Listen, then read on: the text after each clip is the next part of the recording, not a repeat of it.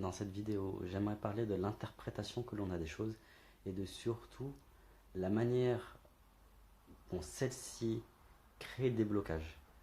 Et dans la seconde partie de vidéo, à la fin, je vous parlerai la pratique que j'ai pour me libérer des blocages issus qui ont pour origine mon interprétation du monde. L'interprétation du monde, qu'est-ce que c'est? Il y a d'un côté la réalité. Quelqu'un t'appelle, tu fais tomber quelque chose. Toute action qui se passe dans ton environnement immédiat.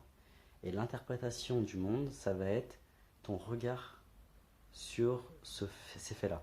Ça va être la carte du monde, ta vision du monde, la perception avec laquelle tu perçois ces faits-là. Et ce sont deux choses totalement différentes. On pourrait imaginer, et c'est comme ça que je le vois, que ta carte du monde, ton interprétation du monde, c'est une paire de lunettes qui va te montrer la réalité à travers un prisme déformant. Et donc, tu ne vas plus regarder les choses de manière objective, mais à travers un filtre de peur. Ça va être une sorte de coloration des faits du monde. Et donc maintenant, je vais un peu parler de la pratique que j'ai, qui sont sous forme de 3 questions très simples à mettre en place pour te libérer des blocages en laissant tomber l'interprétation du monde. La première question à se poser, très simple. Est-ce que je suis sûr à 100% à m'en couper un bras que ce que je pense est vrai? Que ce que je pense, que pense l'autre, dans mon cas? Est-ce que c'est vrai? Et là, tu regardes, tu sondes en toi, comment est-ce que cette question te fait sentir? Est-ce que tu te sens bien? Est-ce que tu te sens mal? Est-ce qu'il y a un relâchement? C'est comme planter une graine de question en soi. Est-ce que je suis sûr que cette pensée est vraie à 100%? Tu plantes cette graine et tu portes simplement ton attention dessus. Et tu réponds évidemment le plus honnêtement à cette question. Et dans mon cas, non, je n'étais pas sûr que ces personnes me regardaient parce que j'étais métisse. Je n'avais aucune preuve. Rien mis à part cette pensée que j'ai qui me disait ils sont racistes. Et à partir de là, il y a une réelle distance qui se crée entre la pensée et toi. Tu n'es plus assujetti, tu n'es plus l'esclave de cette pensée. Tu redeviens créateur, tu te remets aux manettes de ta vie avec cette question. La deuxième question à se poser. Si je n'avais pas cette pensée, si je n'avais pas cette interprétation du monde, comment est-ce que je me sentirais? Et là, lorsque je le fais maintenant, et si je n'avais pas cette pensée, cette interprétation du monde, comment est-ce que je me sentirais? Ça me détend. Je me sens juste beaucoup plus léger dans mon corps. Je ressens une ouverture. La troisième question, qui est aussi simple que les deux autres et aussi facile à appliquer dans ton quotidien que les deux autres. C'est simplement de se demander, mais qu'est-ce que je ressens derrière cette pensée? Quel est l'état d'être? Quel est le ressenti vibratoire? Quelle est l'émotion? Quelle est l'énergie intérieure qui sous-tend cette pensée? Et là, il suffit juste de te laisser guider aussi par cette question-là et de laisser la question te fournir la réponse.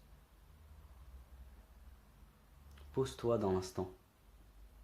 Pose-toi ici et maintenant en faisant fi de tes excuses, de ce qui s'est passé et de tout ton mélodrame intérieur pour juste répondre à cette question. Et dans mon cas, c'est je me sens mal, je me sens victime,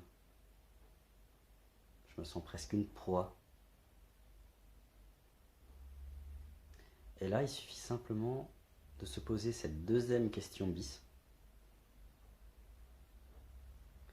Est-ce que j'ai envie de me sentir comme ça?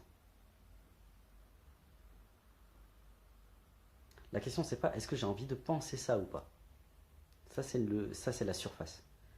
La deuxième question, c'est est-ce que j'ai envie de me sentir victime? Est-ce que j'ai envie de me sentir mal? Presque proie.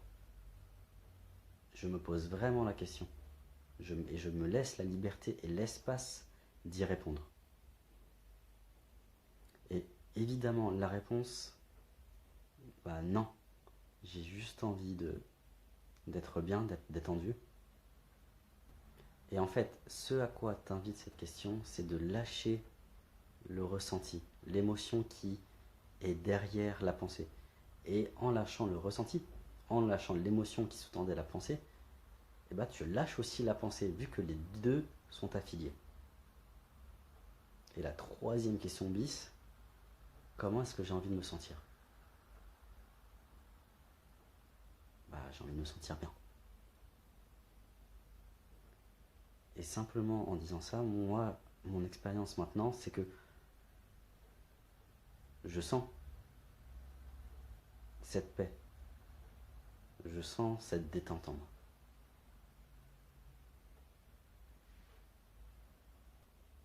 Avec cette pratique-là, justement, je me suis aperçu de quelque chose d'énorme.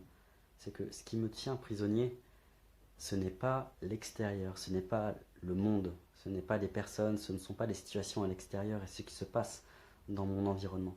Ce qui me tient réellement prisonnier, c'est mon interprétation, c'est ce que je pense. Ce sont mes pensées qui me tiennent prisonnier, qui me tiennent prisonnier, qui me limitent. Ce sont mes croyances qui m'enferment. Et rien ni personne ne peut faire ça à part moi. Donc ça veut dire que j'ai les clés à 100% d'être libre ou d'être un esclave. Et c'est quelque chose, c'est la chose la plus importante que j'ai appris et que je continue d'apprendre et d'intégrer dans ma vie avec cette pratique en fait. Voilà le pourquoi de la vidéo. Voilà le pourquoi je suis devant toi maintenant. Le monde ne te tient pas prisonnier. C'est vrai qu'on ne peut pas contrôler ce qui se passe à l'extérieur. On ne peut pas contrôler qui va nous appeler, qu'est-ce qui va se passer, est-ce qu'on va perdre un proche, est-ce qu'on va gagner au loto, trouver un nouveau travail. Par contre, tu as les clés grâce à ton interprétation.